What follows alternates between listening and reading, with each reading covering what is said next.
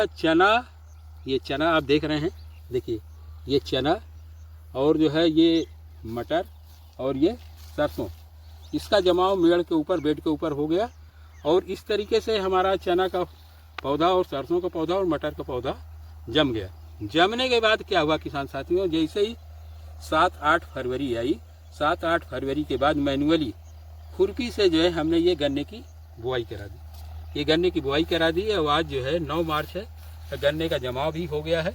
आप देख पा रहे हैं कि गन्ने का जमाव भी हो गया है। किसान साथियों, जो है ये चना और मटर की सहफसली खेती करने का हमारा मुख्य उद्देश्य ये था कि जो है चना और मटर लेगुमिनस क्रॉप है, जो वायुमंडल से नाइट्रोजन का स्थिरीकरण करती है, खुद नाइट्रोजन का उपयोग करती है। इसके बाद ये इसमें भूमि में नाइट्रोजन का स्थिरीकरण कर देगी, जिसका बाद में गन्ना हमारा उपयोग करेगा।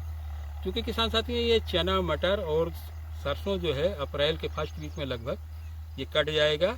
तब हमारा उसी टाइम पे किलो का फुटाव होगा। फुटाव होने के बाद जब 5-5, 6-6 किले आ जाएंगे, तो इस मिट्टी को हम क्या करेंगे, इसमें ट्रेंच ओपनर की सहायता से गिरा देंगे।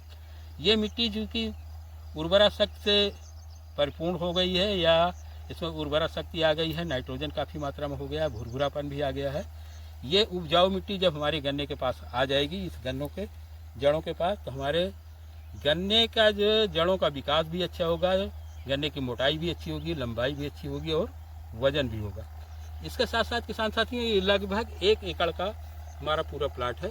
1 एकड़ में अगर हम मोटा मोटा मान लें तो कम से कम 5 कुंटल लगभग चना हो सकता है, 1-8 कुंटल इसमें सरसों हो सकती है।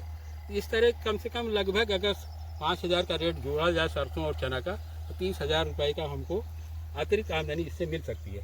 30,000 रुपये में कम से कम जो है 20,000 रुपये मान लें हम, 20 से 25,000 गन्ने की लागत लग जाएगी, तो 5,000 हमको एक्स्ट्रा आमदनी इससे मिल सकती है।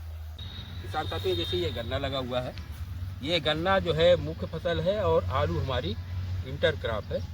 ये जो है गन्ना आलू के उत्पादन में सहयोग करेगा और आलू गन्ना के उत्पादन में सहयोग करेगा। मैं थोड़ा उदाहरण देकर समझाना चाहता हूँ किस तरीके से सहयोग करेगा।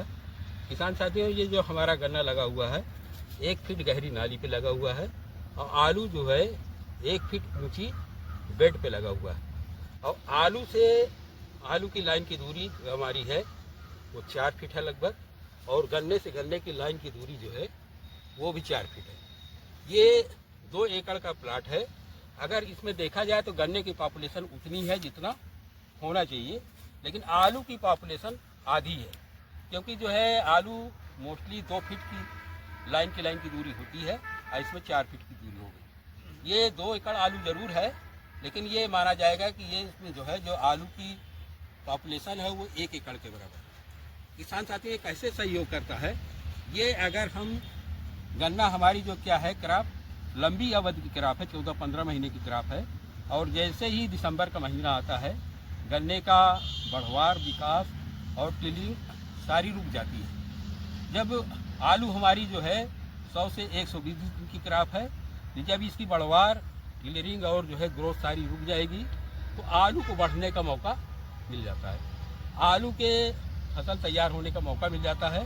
दूसरी चीज़ ये है कि जो पानी हम गन्ने के में लगाते हैं, उसी पानी से नमी लेके हमारे आलू की सिंचाई हो जाती है। ये सिंचाई एक तरीके से मान लीजिए कि ड्रिप से सिंचाई हो रही है। आलू के जड़ों के कांटेक्ट में डायरेक्ट पानी नहीं जाता है, इसलिए हमारा आलू का उत्पादन बढ़ जाता है किसान साथियों। दूसरी चीज़ ये है किसान साथियों कि ये जो है जो गन्ने का विकास जो कि 2 महीना नहीं होगा, इसलिए लाइट को लेके और दूरी को लेके और स्थान को लेके कोई आपस में कंपटीशन नहीं होता है, और पोषक तत्व को लेके भी कोई कंपटीशन नहीं होता, क्योंकि गन्ना जो है नाली से पोषक तत्व लेगा और आलू हमारा बेड से पोषक तत्व। इसलिए ये क्या करते हैं, एक दूसरे के उत्पादन को बढ़ाने में सहयोग करते हैं। अगर बेसिक क्रॉप खाली गन्ने के लिए जाती इसमें, तो गन्ने का उतना उत्पादन नहीं होता। आलू की अगर खाली क्रॉप दी जाती तो आलू का पर यूनिट उतना उत्पादन नहीं होता, इसलिए दोनों का उत्पादन। इस पेड़ी गन्ने के प्लाट में आप देख रहे हैं कि गेहूं की सहफसली खेती की गई है।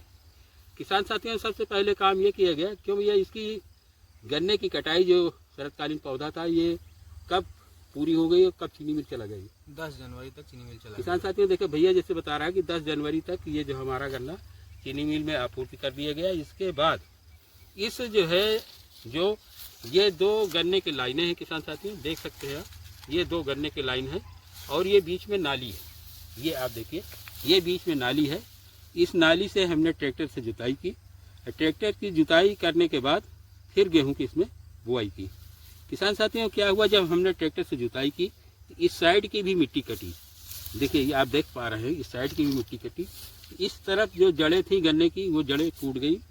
जड़ें जब टूट गई तो जड़ों का पुनः विकास हुआ और पेड़ी का आप देख पा रहे हैं फुटाव बहुत अच्छा है। पूरा जरा लाइन दिखाना भी, पूरा पेड़ी का फुटाव बहुत अच्छा हुआ है किसान साथियों। दूसरी चीज़ ये है किसान साथियों कि जब हमने गेहूं की बुआई की तो इसमें जो है हमने DAP पोटास यूरिया भी डाला और DAP पोटास यूरिया डालने से कुछ जो है इसका DAP पोटास यूरिया का कुछ हिस्सा जो है हमारा गेहूं फसल लेकर तैयार होगा। और इसके बाद जब गेहूं की फसल तैयार हो जाएगी तो यही मिट्टी ऊपर चढ़ जाएगी। तो इसमें जो है ये DAP पोटास जो अवशेष मात्रा बची वो हमारे पेड़ी गन्ने को मिल जाएगी। इसी तरीके से किसान साथियों क्या है कि जब यहाँ पे हमने गेहूं की फसल लगा दी, गेहूं की फसल का आच्छादन होने के कारण देखिए यहाँ पे कहीं भी खरपतवार नहीं है। देखिए जब खरपतवार नहीं है तो क्या हुआ, हमारे खेत में खरपतवार नहीं होगा। दूसरी चीज़ इसमें जो है गेहूं की फसल भी हो जाएगी और हमारी गन्ने की फसल भी ठीक होगी। पेड़ी और गेहूं के जो उत्पादन लागत है वो हमारा इस गेहूं की फसल से निकल जाएगा।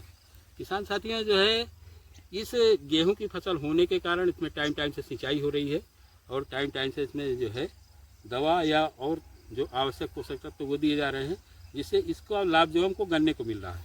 किसान साथियों चूँकि गेहूं हमारा जो है अप्रैल के फर्स्ट वीक में कट जाएगा, इसके बाद गन्ने के लिए बढ़वार के लिए पूरा समय मिल जाएगा। हमारा गन्ना जो है मुफ्त में फ्री बजट में हमारा गन्ने का उत्पादन हो जाएगा।